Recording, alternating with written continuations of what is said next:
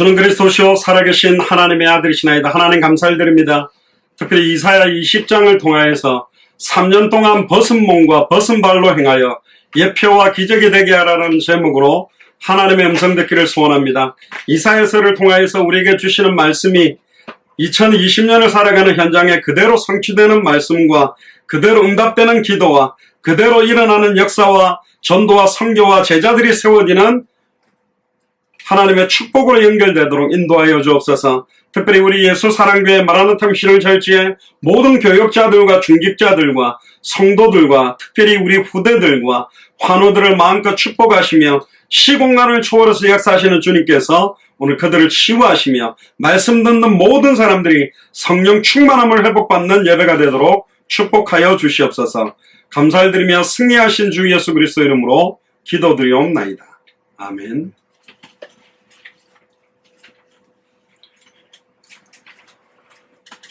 오늘 제목이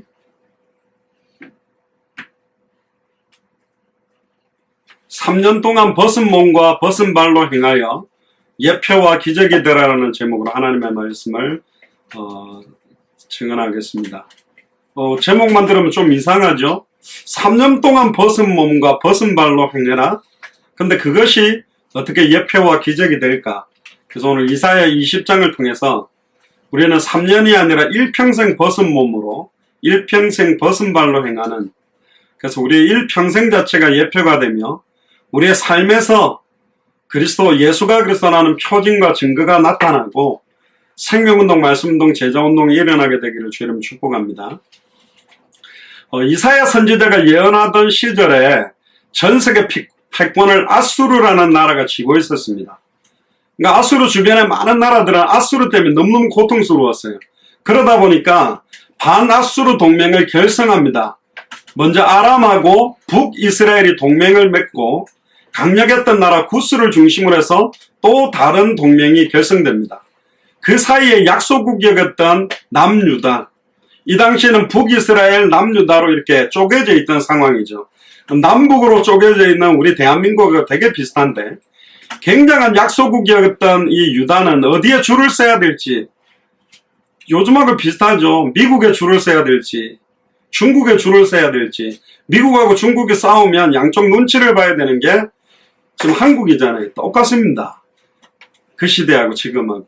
그래서 하나님께서 아람과 북이스라엘과 동맹을 맺지 말고 구스를 중심으로 하는 반아수르 동맹에도 줄 서지 마라. 그러니까 지금으로 말하면 미국 편도 들지 말고 중국 편도 들지 마라. 아까 우리 시편 43편 교동문에도 나왔죠. 너는 하나님께 소망을 두라. 그가 나타나 도우심으로 말미암아 내 하나님을 여전히 찬송하리로다. 그러니까 하나님을 의지해라. 다른 나라 의지하지 마라. 지금 그 메시지를 이야기합니다. 그러면 나라에 대한 거냐? 지금 우리 개인에게 대한 겁니다. 네가 뭐 의지하고 있느냐? 사람을 의지하느냐? 배경을 의지하느냐? 어떤 걸 의지하고 살아가느냐? 거기에 네 마음과 소망을 두지 마라. 그러면서 잠잠히 기다리고 하나님의 은혜 때를 구해라. 그러면 구스가 하나님 앞에 엎드리고 돌아올 날이 있을 것이다. 하지만 하나님의 말씀이 잠잠히 기다리기가 유다가 쉽지 않아요. 모세가 앞에는 홍해가 가로막혀 있고 뒤에는 애국 군대가 오는데 너희는 오늘날 가만히 있어서 너희 앞에서 행하시는 여호와의 구원을 바라할 때 가만히 있을 수 있는 믿음을 가진 사람이 과연 몇 명일까? 똑똑한 사람일수록 수단, 방법, 대책을 강구합니다. 항상 이런 일이 일어나면 어떻게 해야 될까? 2차 대비책은 어떻게 하지? 3차 대비책은 어떻게 하지? 그러니까 하나님을 의지하고 하나님의 능력을 믿는 것보다는 나의 수단과 방법과 능력들을 의지하고 살아가는 게 유다, 이스라엘, 지금 우리 특히 예수를 그리스도로 믿는다 하면서도 아직도 나의 수단과 방법을 붙들고 나의 대책을 세워서 나가려고 하는 사람들이 너무 많다는 거죠. 지금 2020년을 사는 우리에게 주신 말씀입니다. 그래서 하나님은 불안해하는 그 남유다 백성들의 마음을 알고 이사야 선지자를 통해서 말씀 전하시면서 하나님의 말씀에 순종하라고 당부하시는 겁니다. 1절에 보니까 아수르 왕 사르곤이 군대 장관을 아스돗으로 보내매 그가 와서 아스돗을 쳐서 취하던 해니라. 1절 말씀이죠. 구스를 중심으로 하는 반아수르 동맹이 블레셋까지 가담시키게 만듭니다. 그러니까 구스는 블레셋에게 아수르에게 대항하라고 뒤에서 막 사주를 합니다. 그러니까 서로가 서로를 사주해서 강대국 아수르에 대한 여러 가지 힘겨루기를 하고 있는 상황입니다. 여러분들 주변에 보면 분명히 이거 조금만 인본지 쓰고 조금만 가짜로 하면 일이 쉬워지고 유익이 될 일이 있을 것 같은 것들이 많죠. 절대로 하면 안 됩니다. 특히 예수를 그리스도로 믿는 우리들은 그런 문제나 그런 쪽의 일을 추진할 때 반드시 그게 나쁜 결과를 갖고 오는 쪽으로 가게 되어 있습니다. 왜 그렇습니까? 예수를 그리스도로 믿는 사람들은 세상 사람들의 방법을 쓰면서 사는 게 아니기 때문에 그렇습니다. 우리는 말씀을 따라가는 사람입니다. 하나님과 함께 일하는 사람들입니다. 수단, 방법, 저도 머리 그렇게 나쁜 편은 아닙니다. 머리 좀 잘 돌아간 편입니다. 절대로 인본주의를 안 쓰려고 합니다. 왜 인본주의를 안 써야 되느냐? 하나님이 어떻게 하시는지 하나님의 방법대로 모든 것들이 가야 되기 때문에 그렇습니다. 하물며 당대 세계복음화의 언약을 우리가 받았는데 우리 여기 IQ 200도 안 되는 수준 머리에서 나오는 거 가지고 많은 것들을 할 수 있냐? 못하는 거죠. 그때 아수르 사르곤 왕이 군대 장관을 열받아가지고 보냅니다. 그때 군대 장관의 공식적인 명칭이 다르단이라고 부르는데 다르단이 와서 블레셋에 5 방백들이 있는데 그 가운데 아스돗이라는 지금으로만 성이죠. 지금으로 말하면 뭐 소규모의 나라인데 아스돗이 가장 강한 곳인데 거기를 쳐버립니다. 그러니까 아스돗이 우르르 무너져 버린 거예요. 그러니까 구스와 애굽의 동맹은 바람 앞에 등불이 된 겁니다. 그러니까 하나님이 반아수르 동맹의 허무함을 유다에게 보여준 거예요. 네가 의지하려고 하는 그 사람들도 너희 힘이 되지 못한다. 네가 믿고 있는 어떤 자리나 배경도 너희 힘이 되지 못한다. 그때 하나님께서 이사야 선지자에게 2절에서 4절의 말씀을 주시는 겁니다. 그때에 여호와께서 아모스의 아들 이사야에게 일러 가라사대. 원래 이 이사야는요, 아버지 아모스뿐만 아니라 배경 자체가요, 왕족 계열에 있던 사람입니다. 그러니까 이사야는 왕족 후손이요. 그러니까 배경이 굉장히 괜찮아요. 그러니까 선지자 역할도 하고 있고, 왕족의 흐름도 타고 있는 제사장 역할은 아직 안 하지만, 그러니까 굉장히 위치가 괜찮은 사람입니다.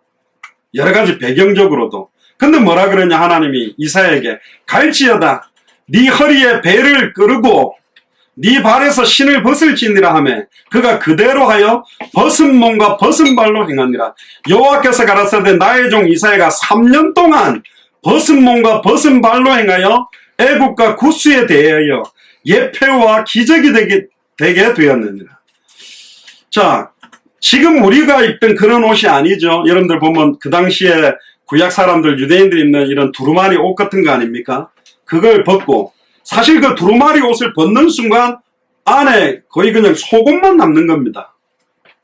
저희들이 그때 그 미얀마 갔을 때요, 미얀마 그 치마, 룽지인가 그런데, 그거는 매기기 되게 어려워요. 처음 하면 진짜 어렵습니다. 근데 그 사람들은 착착착 탁 말아버리면 뛰어도 안 풀리더라고요.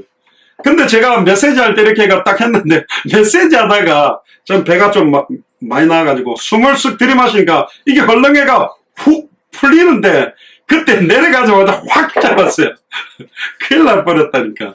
그래서 안에 아예 반바지를 입고 그 치마 같은 거 그걸 말아가지고 딱 접는 거를 룽지가 그걸 입었거든요. 그러니까 이사야는 선지자입니다.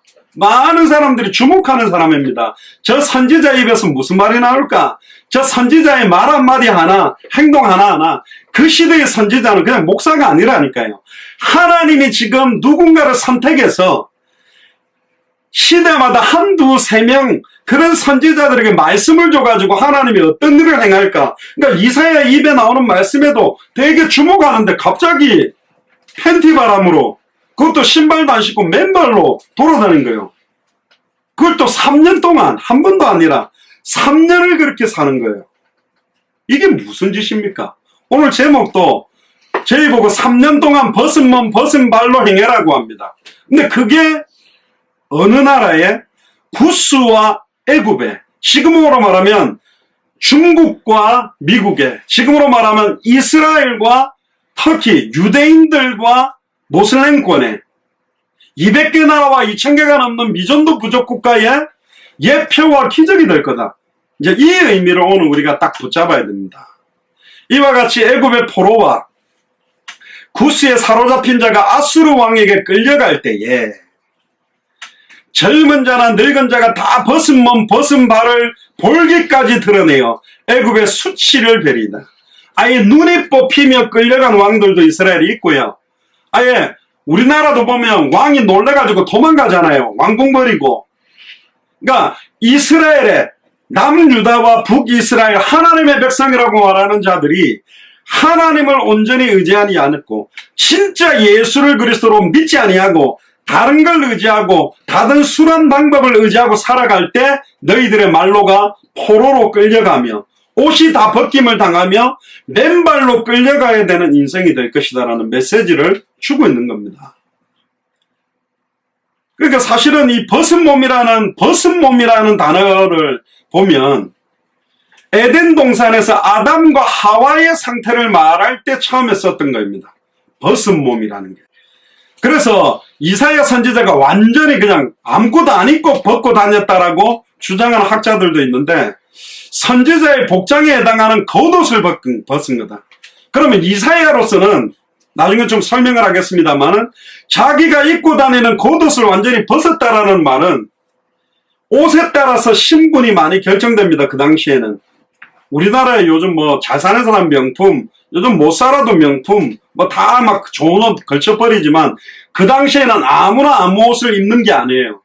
예전에 TV를 보니까 실험을 하더라고요. 길에서 차비가 없다고 10,000원을 빌리는데 그냥 남자가 가방 메고 가가지고 저 10,000원이 없는데 혹시 빌려주실 수 있어요? 그러니까 아무도 안 빌려주는 거예요. 그런데요, 육군 사관생도 그 군복 있잖아요. 정복 딱 입고 제가 10,000원이 없어가지고 지금 급하게 좀 빌려줄 수 100% 다 빌려줬어요.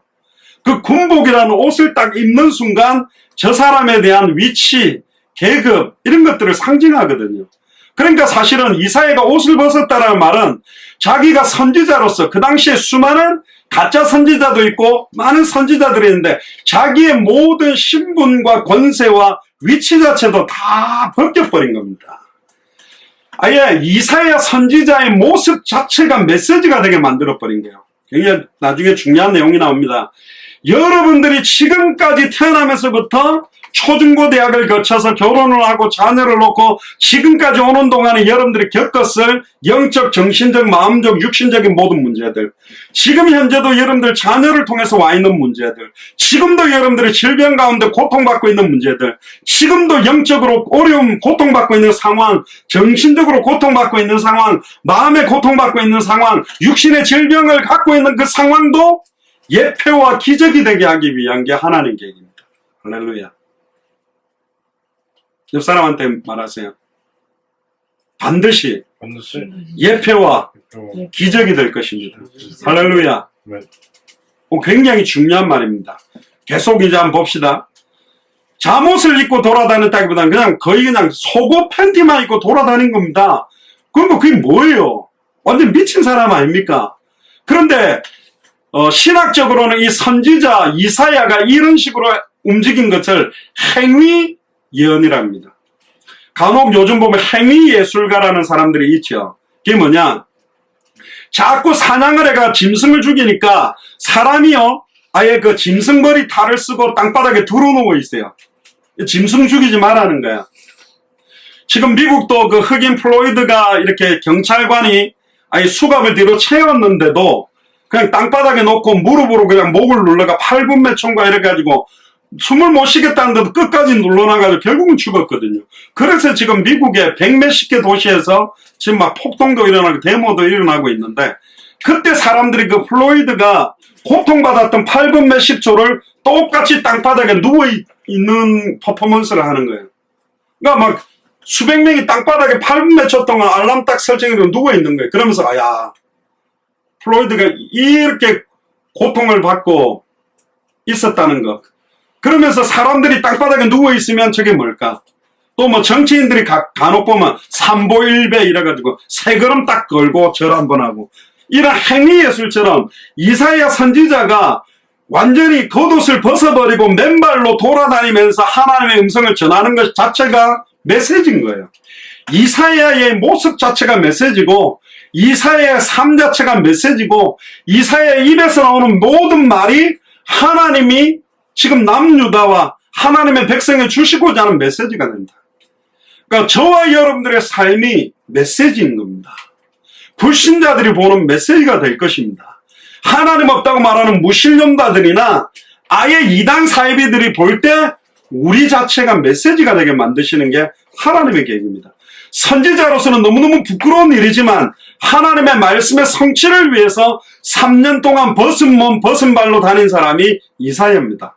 하루도 아닙니다. 여러분 3년이라는 말은 물론 중동 지역은 겨울이나 가을이나 이게 짧죠. 낮에는 굉장히 덥고, 근데 겨울에는 밤에는 굉장히 춥습니다.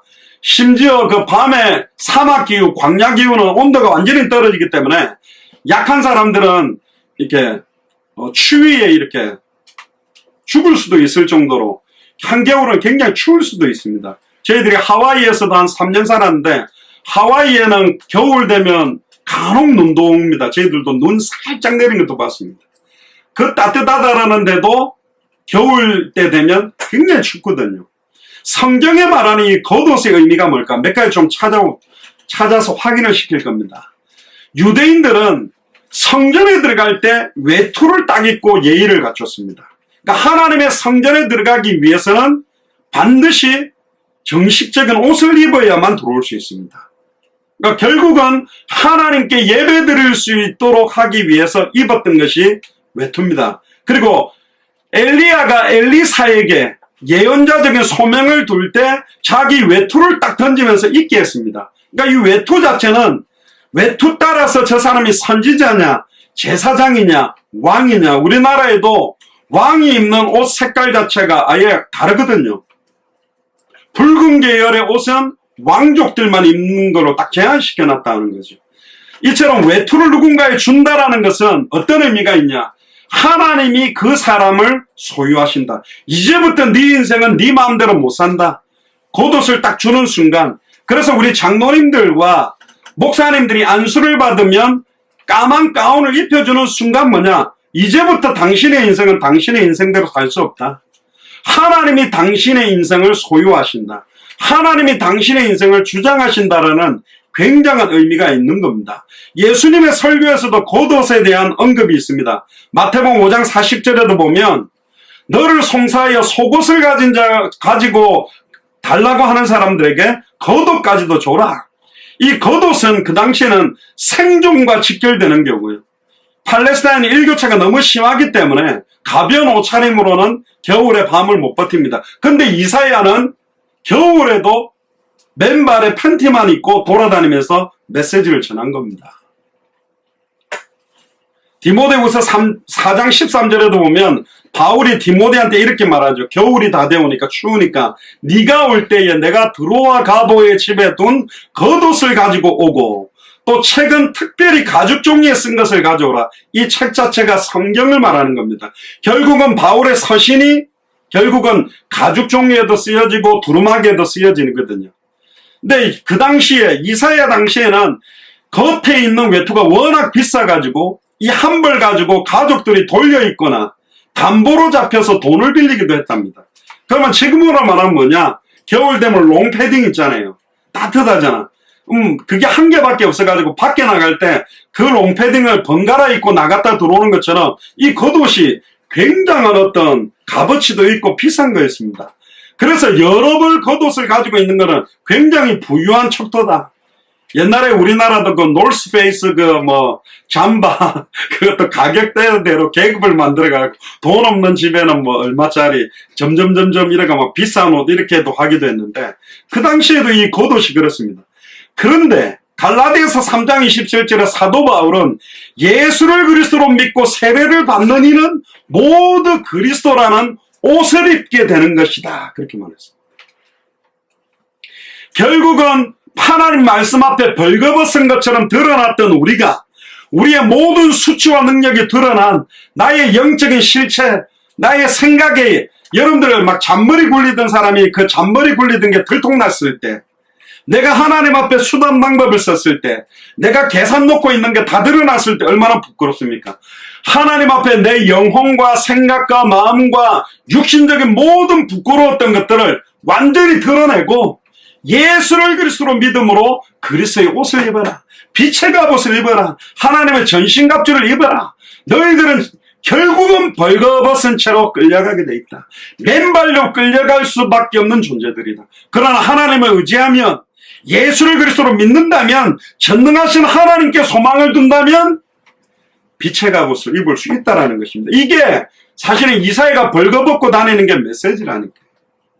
옛날에 우리 어린이 동화에도 그런 게 있었잖아요. 어떤 왕이 너무 허례허식이 심해가지고 아무리 비싼 옷을 만들어도 양이 안 찬 거예요. 그래가 전국에다가 방을 냅니다. 가장 아름다운, 정말로 세상에 찾을 수 없는 고귀한 그런 옷을 만드는 사람에게 내가 어마어마한 상을 내리겠다. 그러니까 막 베르벨 재료로 옷을 만들어 왔는데, 어떤 한 사람이 딱 안 보이는 어떤 옷을 딱 들고 가지고, 왕이시여, 이게 세상에 둘도 없는 가장 화려한 옷입니다. 그래? 안 보이는데? 아닙니다. 이것은 진짜로 우리로 말하면 영안이 열린 사람만 볼 수 있는 옷입니다. 옷을 한번 입어보시죠. 그러니까 왕이 안 보이는 옷을 입는 것처럼 탁 입고 와, 멋있어. 그러니까 주변에서요, 모든 사람이 예스맨인 거예요. 예스맨만 있으면 망하는 결례를 보여주는 겁니다. 와, 이거 왕이시여, 이렇게 멋있는 옷은 처음 봤습니다. 그러니까요, 전부 왕의 신하들이요, 팬티만 입고 벌거벗은 임금이 옷 입고 싹 걸어가니까 너무너무 멋있는 옷을 입었다 딱 하는데, 조그만한 꼬마가 아이, 임금님이 벌거벗었네 이러니까 막 사람들이 그제서 와 다 웃어. 그러니까 임금이 얼굴이 빨개졌다는 동화 알고 있지 않습니까? 벌거벗은 임금님. 메시지인 겁니다. 이사야를 통해서 남유다의 하나님의 백성의 영적인 상태, 정신의 상태, 마음의 상태, 육신의 상태가 어떤 건지를 냉철하게 깨닫도록 메시지를 주고 있는 거라니까요. 특히 초대교회 때부터는 세례식 때 겉에 입었던 세례복이 부활의 영광과 옛 죄인된 모습이 변화되는 걸 상징하는 형태로 세례복을 입는 경우도 있었습니다. 그러나 우리는 정말로 예수를 나의 그리스도로, 나의 참선지자로, 나의 참제사장으로, 나의 참왕으로 믿음으로 말미암아 정말로 눈에 보이지 않지만 그리스도의 옷을 입은 겁니다. 결국은 이 옷은 빛의 갑옷이고 하나님의 전신갑주기 때문에 사탄과의 싸움에서 완전히 승리할 수밖에 없는 겁니다. 구원의 투구, 의의 흉배, 진리의 허리띠, 믿음의 방패, 성령의 검, 평안의 복음으로 예비된 신, 무시로 기도하는 것 다 그리스도입니다. 예수를 그리스도로 믿으면 구원받아요. 그게 우리의 생각에 가득 차고 예수를 그리스도로 믿는 믿음이 방패가 될 겁니다.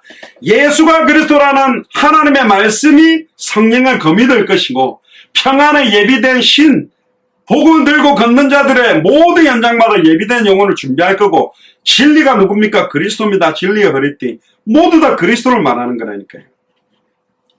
또 성경에서 신발은 가치 없는 물건으로 상징되기도 했습니다. 세례 요한이 자기를 소개할 때 나는 예수님의 신발끈을 풀어드릴 자격도 없는 거다. 그 당시에요, 예수님 당시에 가장 천한 종이 누구냐? 문에 서 있다가 그 손님이 오면 그 신발을 끌어주는 거예요. 그 당시에 광야에, 사막에, 모래에 흙이 다 묻은 그걸, 특히 비 오는 날 진흙을 질퍽질퍽 밟고 들어온 손님에게 그 신발을 손으로 끌는다라는 게 얼마나 지저분합니까? 그러니까 세례 요한은 예수님이 오실 때 나는 신발끈을 풀어드릴 자격도 없는다고 말했습니다. 주인의 신을 풀어주거나 손님의 끈을 풀어주는 것이 가장 천한 일로 이야기도 되기도 했어요. 그래서 심지어 구약시대 때는 노예들이 신발 한 켤레 값에 매매되기도 했습니다. 신발 하나하고 노예 한 명하고도 바꾸는. 그래서 예수님도 선지자들에게 신발을 신는 것, 이거는 특별한 사명을 가진 자들이 임무를 받았을 때 여행을 준비하는 겁니다. 우리로 말하면 현장 전도하러 갈 때 전도 자료를 딱 준비해서 자동차를 딱 타고 나가는 것처럼 신발을 입고 겉옷을 딱 입는다는 말은 선지자로서의 사명을 받은 자들의 모습을 말하는 거예요. 그런데 겉옷을 벗었고 신발을 벗었어요.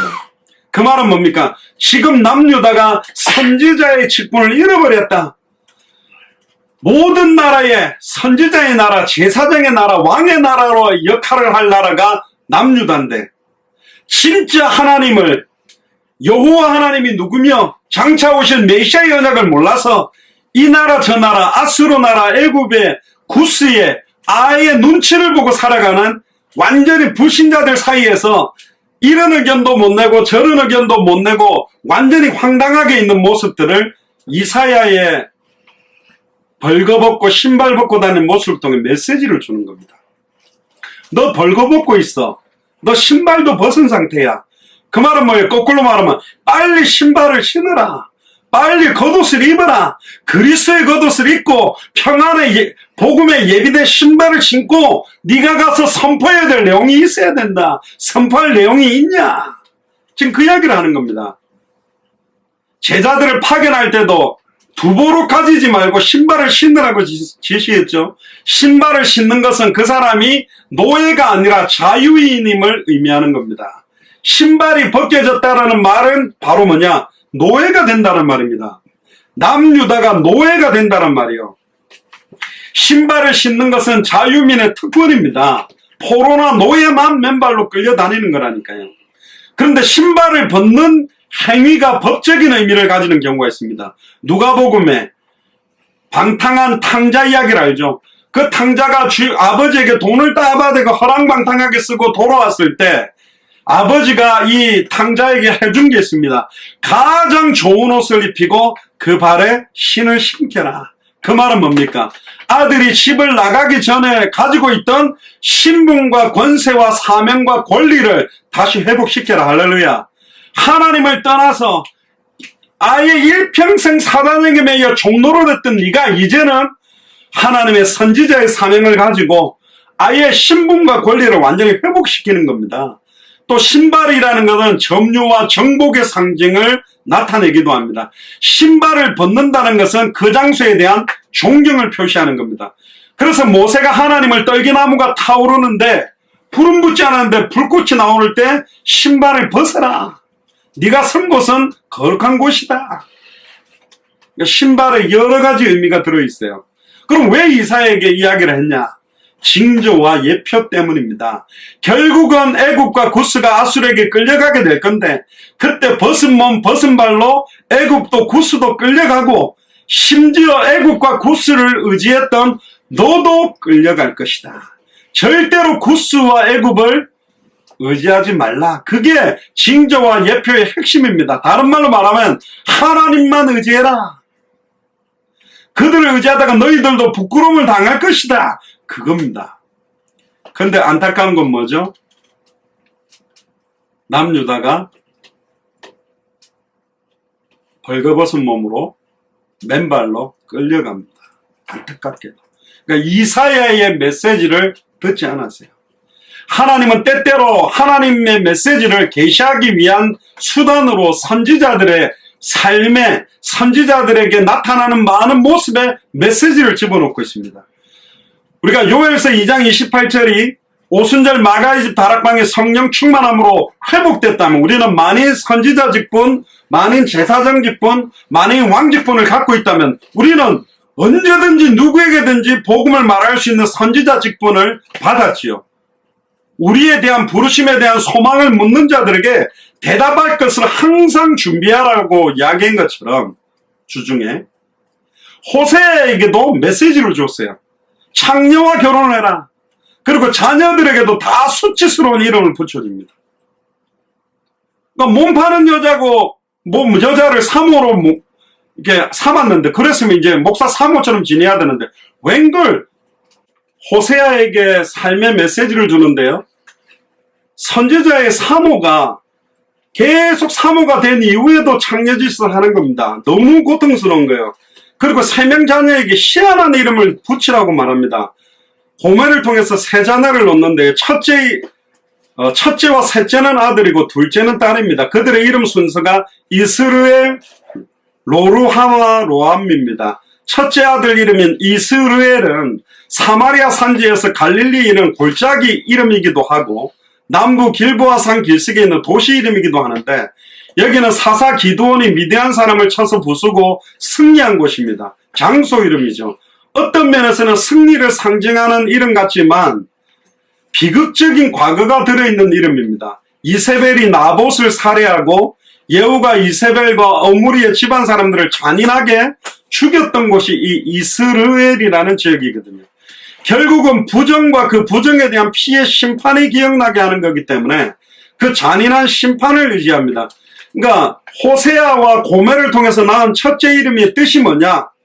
심판을 받게 된다, 그런 뜻입니다. 심판받게 될 것이다. 이름을 희한하게 지은 거죠. 둘째 딸 이름이 뭐냐? 로루하마인데요. 긍휼히 여김을 받은 자라는 의미인 루하마에 부정어가 붙은 것이 로루하마입니다. 그 말은 뭐냐? 둘째 딸의 이름이 긍휼히 여김을 받지 못하는 사람이다, 그런 뜻이에요. 아니, 그러니까 우리로 말하면 망할 아들, 저주받을 아들, 이런 식으로 이름을 지은 겁니다. 셋째 이름이 뭐냐? 로암니는 나의 백성이라는 뜻에 암미라는 부정어가 붙어가지고 내 백성이 아니다, 하나님 백성이 아니다, 이런 이름을 지으라는 겁니다. 황당하지 않습니까? 근데 이걸 누가 지어줬냐? 하나님이 지어줬어요. 그러니까 호세아는 황당한 겁니다. 첫째는 심판받아라. 두 번째는 뭐죠? 아까 긍휼히 여김을 받지 못하는 사람이다. 셋째는 뭐죠? 나의 백성 아니다. 이름 부를 때 어이 마귀 자녀, 어이 심판받을 놈, 이렇게 부르는 거, 이거 황당하잖아요. 하나님이 무슨 이름 콩가루지만이 어디 있어요? 아버지는 선지자인데 선지자의 아내는 창녀짓을 하고 있고 이남일년대 애들 이름도 이상하게 지어놨다니까. 이게 뭐냐? 메시지입니다. 일평생 메시지를 준 거예요. 그래, 네 아내가 그렇게 창녀짓을 하니까 고통스럽냐? 이방 신상 앞에 가서 영적으로 음란한 짓을 하고 있는 이스라엘 향한 메시지를 제대로 던져라. 이스라엘이 심판받게 될 것이라고 메시지를 던져라. 긍휼히 여김을 받지 못하는 이스라엘이라고 메시지를 던져라. 결국은 너희는 내 백성이 아니라는 메시지를 던져라는 겁니다. 그 말은 뭡니까? 거꾸로 돌려보면 심판에서 심판을 피해라라는 메시지가 들어있어요. 하나님의 긍휼을 받으라는 메시지가 들어있어요. 반드시 너희는 내 백성이라는 메시지가 들어있다는 겁니다. 결국은 호세아 자녀의 이름을 통해서 하나님은 축복을 완전히 뒤바꿔놨다니까. 심판에서 빠져나오도록 만들어주셨고 하나님의 긍휼이 이스라엘에 임하도록 만들어놨고 하나님의 백성이 만들도록 만드는 게 메시지입니다. 이게 행위 예언이라는 것이 이 안에 들어있는 거예요. 그러니까 하나님의 메시지, 결국은 이스라엘이 욤 이스라엘이 될 거다. 심판의 날에 승리한다라고 바뀌게 되고 로암니가 암니가 됩니다. 하나님의 긍휼히 여김 받은 자로 바뀌게 되고 롤루하마가 루하마가 됩니다. 내 백성이 확실하다라는 걸로 축복이 바뀌는 거예요. 역설적인 메시지를 이름을 주신 겁니다. 지금 여러분들이 영적으로 굉장히 고통당하면서 왔습니까? 어떤 질병에 계속 고통받고 있습니까? 자녀 문제로 고통받고 있습니까? 그걸 통해 메시지라는 거예요. 여기에서도 예수님은 그리스도입니다. 주는 그리스도시요 살아계신 하나님의 아들이십니다. 내 문제 아닙니다. 이미 이 문제 2000년 전 십자가 부활로 다 끝냈습니다. 그 문제 앞에서, 홍해 앞에서 믿음의 고백을, 용광로 앞에서 믿음의 고백을, 골리앗 앞에서 믿음의 고백을, 요단 앞에서 믿음의 고백을 할 수 있겠냐? 이게 지금 우리에게 주는 메시지라니까요. 예레미야에게도요, 예레미야 27장과 28장에 보면 그의 목에 멍에를 메고 바벨론에게 항복할 것을 백성을 향해 호소하게 만듭니다. 멍에를 메고 있어요, 목에. 에스겔은 하나님의 심판을 기록한 두루마리를 먹었습니다. 포위된 예루살렘 성을 점토로 만들어서 백성들에게 보여줍니다. 부정한 음식을 1년 이상 그 포위된 채로 먹게 되고 지내게 될 거라는 것을 에스겔 4장에도, 그러니까 선지자들이 느끼고 받는 많은 고통들 속에 메시지가 있다는 거예요. 지금 우리 예수사랑교회 마라나타 미션을 철치에 교역자들이든 중직자들이든 성도들이든 메시지를 받아야 됩니다. 여러분들의 삶이 메시지라니까. 이런 나를 사망에서 생명으로 옮겨 놓았습니다. 여기에서도 주는 그리스도시요 살아계신 하나님의 아들이시라는 고백이 선포될 때 여러분들과 같은 상황에 있는 많은 사람들이 돌아올 겁니다. 앞을 못 보는 자들이 돌아올 겁니다. 영적으로 시달리는 사람들이 돌아올 겁니다. 불치병에 걸렸던 자들이 돌아올 것입니다. 자녀 문제로 시달리는 사람들이 돌아올 것입니다. 경제 문제에 고통받는 사람들이 돌아올 것입니다. 메시지라는 거예요. 따라해보세요. 하나님, 내 삶이 메시지입니다. 다시 따라해보세요. 하나님, 내 삶이 간증입니다. 이런 우리에게 예수님이 그리스도가 되셨어요. 얼마나 은혜입니까? 이사야에게 3년 동안 그렇게 옷을 벗고 돌아다니라고 한 것은 남유다 모든 하나님의 백성들에게 주는 메시지인데, 너무너무 안타까운 것은 그 메시지를 받지 않았다는 겁니다. 이사야는요, 그 하나님의 이상한 명령에도 그 즉시 순종했습니다. 애굽과 구스에 대해서 예표와 기적이 될 뿐 아니라 남유다 앞에서도 예표가 되는 거죠. 3년 동안이나 계속적인 원색적인 메시지를 듣게 했는데도 유대인들에게는 해답응답 결론이 못됐어요.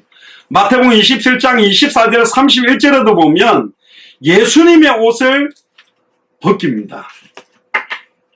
그러면 홍포를 입혀놓고 비아냥거립니다. 네가 유대인의 왕이라며. 가시면류관을 그 머리에 씌우면서 비아냥거립니다. 침 뱉고 그의 머리를 때립니다. 희롱을 당한 후에 그 홍포를 벗겨버립니다. 예수님이 십자가에 달려서 아예 그냥 속옷만 입고 걸려있는 모습에 대한 예표. 그는 근본 하나님의 본체시나 하나님이신 그리스도께서 인간의 몸을 입고 왔어요. 그러니까 사람의 몸을 옷처럼 입은 거죠. 이 부정한, 물론 예수님은 100% 죄가 없습니다만은 인간의 몸을 입고 오셔서 하나님을, 눈에 보이지 않는 하나님이 눈에 보이는 하나님으로 오신 분이 바로 예수님입니다. 그 예수님을 나의 그리스도로 믿고 영접할 때 우리는 그리스도로 옷을 입는, 그리스도로 옷을 입는다는 말은 머리끝부터 발끝까지 성령의 충만함을 덧입게 되는 은혜가 우리에게 임하는 거죠. 아멘입니까? 그래서 갈라디아서 3장 27절에 누구든지 그리스도와 합하여 세례를 받은 자는 그리스도로 옷을 입었다. 우리에게는 이미 간증이 있다니까요. 우리에게는 이미 메시지가 있다니까요. 우리가 바로 메시지입니다. 우리의 삶 자체가 메시지라니까. 수단 방법 쓰고 인본주의 쓰고 하나님을 대적하고 내 뜻대로 살았던 나를 사망에서 생명으로 옮겨 놓으신 겁니다. 마지막 5절 6절입니다. 그들이 그 바라던 구스와 자랑하던 애굽인을 인하여 놀라고 부끄러워할 것이라. 그날에 이 해변 거민이 말하기를 우리가 믿던 나라 곧 우리가 아수르 왕에게 벗어나기를 바라고 달려가서 도움을 구하던 나라가 이같이 되었은즉 우리가 어찌 능히 피하리요 하리라. 그렇습니다. 하나님의 심판을 피할 수 있는 사람들이 없어요. 당시에 구스는 반아수르 동맹 가운데 가장 강력했지만 사실은 이집트까지 손에 넣고 지배를 했지만 이 여는 기원전 671년에 아수르의 엘살하톤이라는 왕이 이집트로 쳐들어와서 구스와 이집트를 철저하게 파괴해버립니다. 결국 이집트의 멤피스가 아수르의 손에 넘어가는, 완벽하게 성취돼 버렸습니다. 여러분들은 지금 누구를 의지하고 있습니까? 어디에 소망을 두고 있습니까? 우리는 이제 눈에 보이지 않는 하나님, 우주 만물을 창조하시고 절대주권을 갖고 계시는 그 하나님께 모든 소망을 두어야 됩니다. 다른 길이 없어요. 예수가 그리스도는 이 복음 말고는 참된 소망이 우리에게 없습니다. 이게 은혜 중에 은혜입니다. 그럼 20장을 통해서 우리에게 주시는 첫 번째 교훈이 뭐냐? 하나님께서는 자기 백성이 하나님 대신 예수를 그리스도로 믿는 믿음 대신 사람이나 세상에 있는 모든 것들을 의지하는 걸 기뻐하지 않고 노여워하신다는 메시지가 우리에게 있습니다. 이 시대의 애굽이 누굴까요? 뭘까요? 이 시대의 구스가 뭡니까? 절대로 의지하면 안 됩니다. 이 땅에 있는 모든 것은 우리가 의지할 만한 것이 안 됩니다. 세상 것들을 의지하지 마세요. 그게 어느 날 그것 때문에 반드시 크게 낭망하게 되어 있습니다. 바보 같지만 하나님의 말씀을 붙드시기를 주의 이름으로 축복합니다. 시편 115편 9절에 15절을 보세요. 이스라엘아 여호와를 의지하라. 그는 너희의 도움이시오 너희의 방패시로다. 아론의 집이여 여호와를 의지하라. 그는 너희의 도움이시오 너희의 방패시로다. 이 말은 뭐죠? 이스라엘과 아론의 집이 여호와를 의지 안 한다는 거예요. 아론의 집이 뭡니까? 제사장들이 여호와를 의지하지 않는 거예요. 잘못된 제사, 피의 의미도 모르고 피만 뿌리고 있다라는 거죠. 그래서 하나님이 심판한다는 겁니다. 여호와를 경외하는 자들아 너희는 여호와를 의지하여라. 그는 너희의 도움이시오 너희의 방패시로다. 여호와께서 우리를 생각하사 복을 주시되 이스라엘 집에도 복을 주시고 아론의 집에도 복을 주시며 높은 사람이나 낮은 사람을 막론하고 여호와를 경외하는 자들에게 복을 주시로다. 여호와께서 너희를 곧 너희와 너희의 자손들을 더욱 번창하게 하시기를 원하노라. 너희는 천지를 지으신 여호와께 복을 받은 자로다. 할렐루야. 우리는 이미 복을 받았습니다. 하늘에 속한 신령한 복의 실체가 누구죠? 예수 그리스도. 그분이 우리 안에 성령으로 계신 게 완전한 복을 받은 겁니다. 둘째가 뭡니까? 하나님께서는 자기 백성이 하나님 대신 의지하는 것들을 패해버립니다. 에베소서 2장 3절에 전에는 우리도 다 그 가운데 우리 육체의 욕심을 따라 지내며 육체와 마음에 원하는 것을 하여 다른 이들과 같이 본질상 진노의 자녀이었더니 하나님께서는 우리가 예수를 그리스도로 믿는 믿음 외에 잘못 의지하는 세상의 것이 얼마나 허무한가를 깨우쳐 주십니다. 반드시 그건 무너질 겁니다. 사람도 의지하지 마세요. 사람도 아닙니다.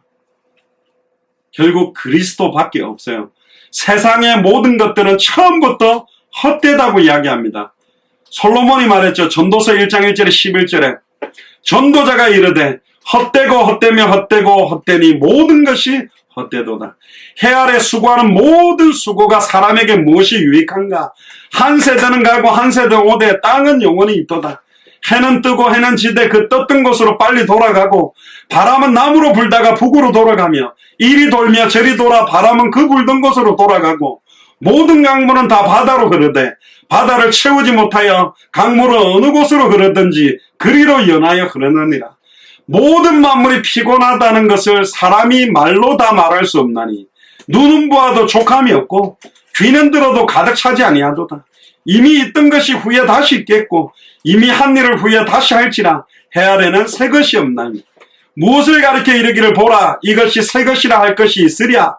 우리가 있기 오래전 세대에도 이미 있었느니라. 이전 세대들이 기억됨이 없으리니 장래 세대도 그 세대들과 함께 기억됨이 없으리라. 해 아래 새 것이 없고 모두 다 헛되다. 뭐만 새 것이죠?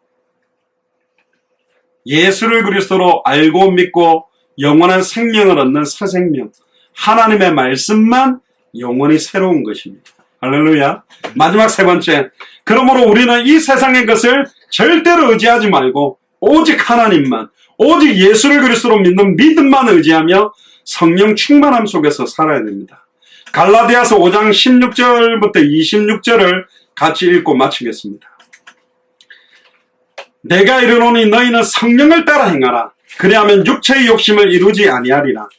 육체의 소욕은 성령을 거스리고 성령은 육체를 거스리나니 이 둘이 서로 대적함으로 너희가 원하는 것을 하지 못하게 하리 함이라. 우리가 원하는 건 뭡니까? 당대 세계복음화, 생명운동, 말씀운동, 제자운동을 못하게 하는 겁니다. 성령의 소욕과 육체의 소욕은 거슬려요. 하나님께 예배 드리는 것과 막 게임하는 거하고 거스린다니까. 하나님이 기뻐하는 것과 사단이 기뻐하는 게 다르다니까요. 너희가 만일 성령의 인도하신 바가 되면 율법 아래 있지 아니하리라. 육체의 일은 분명하니 곧 음행과 더러운 것과 호색과 우상숭배와 주술과 원수 맺는 것과 분쟁과 시기와 분냉과 당짓는 것과 분열함과 이단과 투기와 술취함과 방탕함과 또 그와 같은 것들이나 전에 너희에게 경계한 것 같이 경계하노니 이런 일을 하는 자들은 하나님의 나라를 유업으로 받지 못할 것이요 오직 성령의 열매는 사랑과 희락과 화평과 오래 참음과 자비와 양상과 충성과 온유와 절제니 이 같은 것을 금지할 법이 없느니라. 같이 한번 읽읍시다. 시작. 그리스도 예수의 사람들은 육체와 함께 그 종력과 탐심을 십자가에 못 박았느니라. 할렐루야. 그리스도 예수의 사람들은, 예수를 그리스도로 믿는 사람들은 육체와 함께 그 정욕과 탐심을 이미 십자가에 못 박은 사람들이다. 만일 우리가 성령으로 살면 또한 성령으로 행할지니 헛된 영광을 구하여 서로 노엽게 하거나 서로 투기하지 말아라. 성령으로 살아야 됩니다. 성령으로 살면 성령으로 행할 수밖에 없다. 그래서 초대교회는 사도행전 5장 42절에 저희가 날마다 성전에 있든지 집에 있든지 예수는 그리스도라 가르치기와 전도하기를 그치지 않는 삶을 살았습니다. 3년 동안 벗은 몸과 벗은 발로 행하여 예표와 기적이 되게 하리라.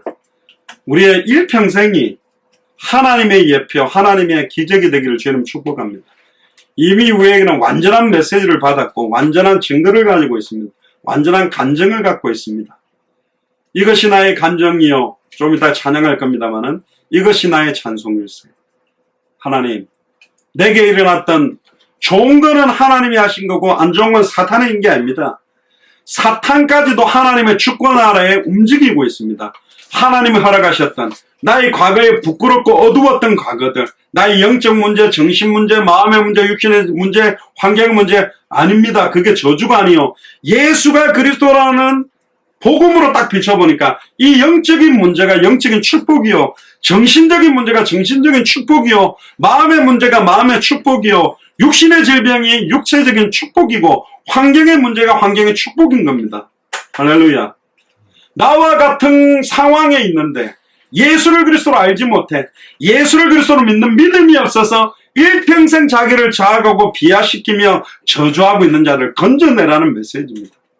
저는 이렇게 기도했습니다. 하나님, 제가 어린이를 만나면 그냥 어린이 한 명을 만나는 게 아니라 전 세계 어린아이들의 문제의 근본 원인과 답을 줄 수 있도록, 청소년을 만나면 전 세계 200개 나라와 2000개가 넘는 미전도 부족 국가의 청소년 문제를 보도록, 우리 자녀의 문제를 본다면 전 세계 자녀들의 문제를 보라는 것입니다. 그게 우리에게 주시는 하나님의 예표고 기적입니다. 그래서 우리에게 또 이제 새로운 한 주간을 시작하면서 다가오는 수많은 문제 앞에서 진짜 예수를 그리스도로 믿는 믿음으로 완전히 넘어서고 승리하고 저주를 축복으로 바꾸어 놓는 그런 예표와 기적과 증거가 넘쳐나기를 주의 이름으로 축복합니다. 기도하겠습니다.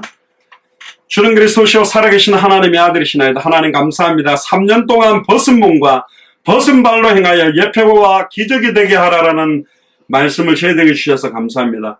우리의 삶 자체가, 우리의 호흡 자체가, 우리의 영적 문제가 영적인 축복이 되며, 정신 문제가 정신의 축복이 되며, 마음의 문제가 마음의 축복이 되며, 육신의 질병이 육체의 축복이 되며, 환경의 문제가 환경의 축복이 되도록, 감사할 수 없는 상황에 참된 감사를, 기뻐할 수 없는 상황에 참된 기쁨을, 소망을 둘 수 없는 자리에 참된 소망을 가질 수 있는 은혜와 성령 충만함이 넘치도록 인도하여 주옵소서. 감사를 드리며 2000년 전 십자가 부활로 모든 문제를 끝내시고 지금 우리 안에 성령으로 함께 계시며 마태복음 24장 14절을 성취하고 계시는 승리하신 주 예수 그리스도 이름으로 기도드리옵나이다. 아멘.